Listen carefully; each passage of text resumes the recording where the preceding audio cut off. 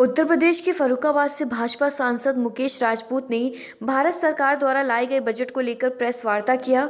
उन्होंने कहा कि 10 लाख करोड़ रुपए इंफ्रास्ट्रक्चर पर खर्च करने का प्रावधान किया गया है।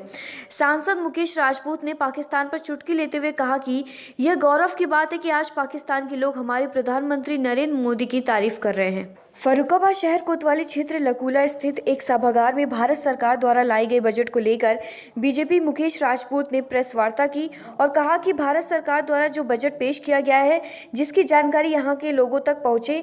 उन्होंने कहा कि भारत सरकार द्वारा पेश किया गया ऐसा बजट है जो आज तक किसी ने पेश नहीं किया। पहली बार हिंदुस्तान में ऐसा बजट पेश किया गया है जिसमें 10 लाख करोड़ रुपए इंफ्रास्ट्रक्चर पर खर्च करने के लिए दिया गया है। उन्होंने यह भी कहा कि हमारे लिए गौरवशाली की बात है कि किसी एक देश के लोगों समेत पूरा विश्व प्रधानमंत्री नरेंद्र मोदी की तारीफ कर रहा है।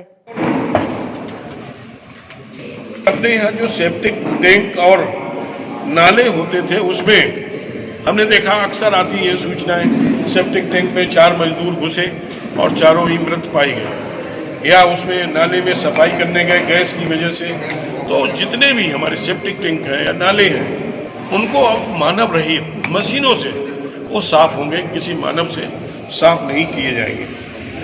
नई एक सबसे और महत्वपूर्ण जानकारी देना चाहता हूं कि हम लोगों ने जो अपने शून्य काल के बजट में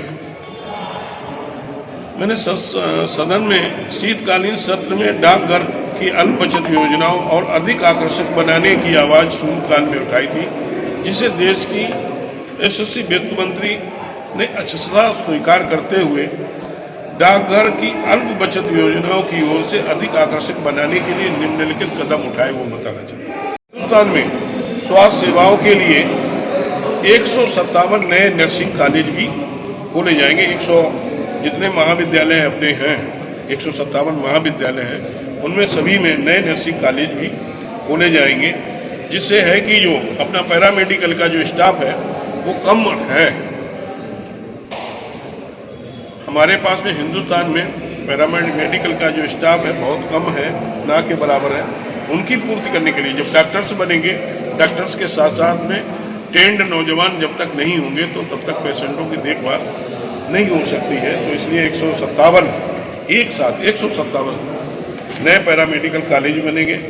प्रधानमंत्री सम्मान निधि किसानों के लिए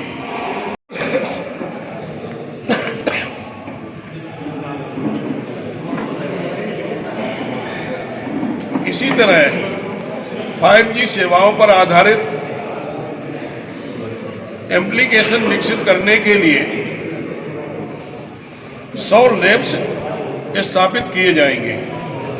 ये 100 5G सेवाओं पर नौजवानों को ट्रेनिंग देने के लिए इसमें 100 लैब हिंदुस्तान में स्थापित की जाएंगी। इन 100 लैबों से जो बच्चे ट्रेंड होंगे वो तरह तरह के रोजगार और तरह तरह की उन्हें नई नेटवर्किंग सिस्टम से वो जुड़ेंगे और लोगों को इसमें काफी, इससे भी लोगों को लाभ होगा। नई कर व्यवस्था के अंतर्गत पहले 5 लाख रुपए तक जिनकी आय थी, 5 लाख से 1 रुपए ज्यादा हो जाता था तो उन पर आय कर के दायरे में आ जाते थे। उसको बढ़ा के 7 लाख कर दिया गया। 2 लाख स्लैब इसको बढ़ा दी गई, 5 लाख से 7 लाख कर दिया गया। इसके लिए भी मैं अपने प्रधानमंत्री को, इससे सरकार को तो घाटा होगा लेकिन आम जो मध्यवर्गीय लोग हैं उन्हें फायदा होगा। यदि 7 लाख रुपए तक उनकी आय है तो उन पर कोई भी आय कर, कोई टैक्स नहीं लगेगा। तो इसके लिए भी जो मध्यवर्गीय लोगों के लिए इस तरह की पहली बार योजना में लाभ दिया गया, इसके लिए भी मैं अपने वित्त मंत्री प्रधानमंत्री का बजट में जो पास किया उसे बधाई देता हूँ। दूसरा, बजट की जो 7 प्राथमिकताएं हैं, ये 7 प्राथमिकताएं एक तरह से हम कह सकते हैं ये सप्त ऋषि की तरह ये 7 प्राथमिकताएं हैं।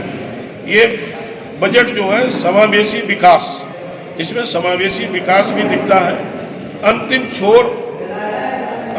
छोर तक व्यक्ति की पहुंच के लिए बुनियादी ढांचा और निवेश भी इसमें है।